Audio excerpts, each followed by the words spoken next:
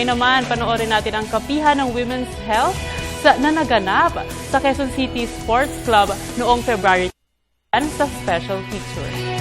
Iginaos ng Women's Healthcare Foundation at Bagong Henerasyon Foundation Incorporation ang final kapihan bilang pagdiriwang sa mga isinasagawang proyekto ng Emphasis RH na pinondohan ng European Union sa loob ng 5 taon. In celebration of the end of the project Emphasis RH. Yung Emphasis RH is a 5-year program funded by the European Union. Ang Emphasis RH ay isang proyekto na nagbabahagi ng kaalaman ukol sa reproductive health at family planning sa piling komunidad sa Metro Manila at karatig na lalawigan. Ibinahagi rin ng Emphasis RH ang kanilang accomplishments sa loob ng nakaraang 5 taon.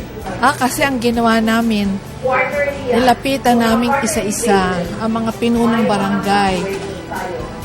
Isinali namin yung mga kagawad sa health, kagawad sa livelihood, kagawad on women, isinama namin sa programa. Kaya parang naging volunteer na rin sila doon sa programa. Kung ganon, yung mga natutuhan nila, ginagawa nilang policy, madali na. At saka nag-hold din kami ng mga trainings on good governance. Ang pagpopondo ng European Union sa Emphasis RH project na nagkakahalaga ng 900,000 euro mula Marso noong 2009 hanggang Pebrero ngayong 2014 ay tunay ngang malaking karangalan para sa tiwalang ipinagkaloob nito sa kanila.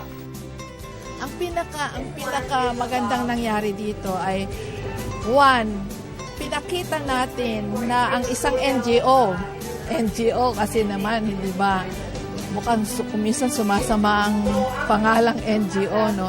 Na may mga NGOs na tama ang ginagawa, na nakakabuti sa komunidad, no?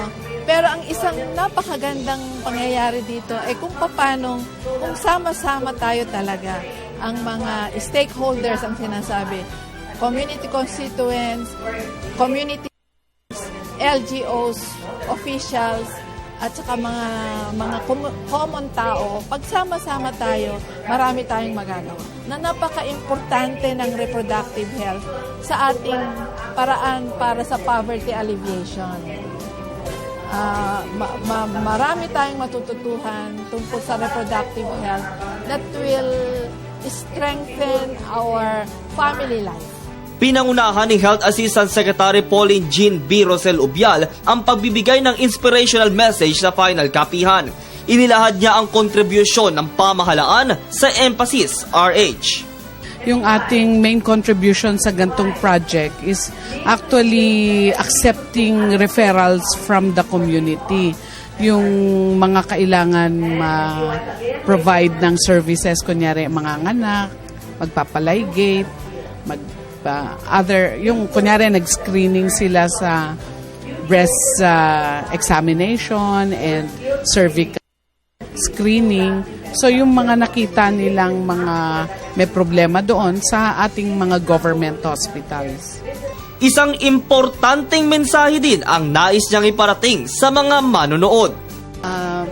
Sa ating mga tagapanood at saka tagapakinig, nananawagan po ang Department of Health na suportahan po natin ang ating universal health care or kalusugang pangkalahatan.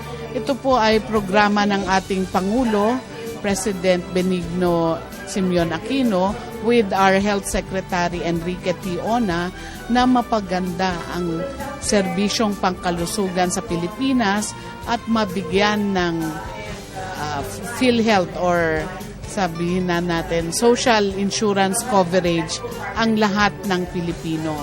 So yung sa mga mahihirap po, ang gobyerno, ang Department of Health ang mag-e-enroll sa inyo. Wala ho kayong babayaran.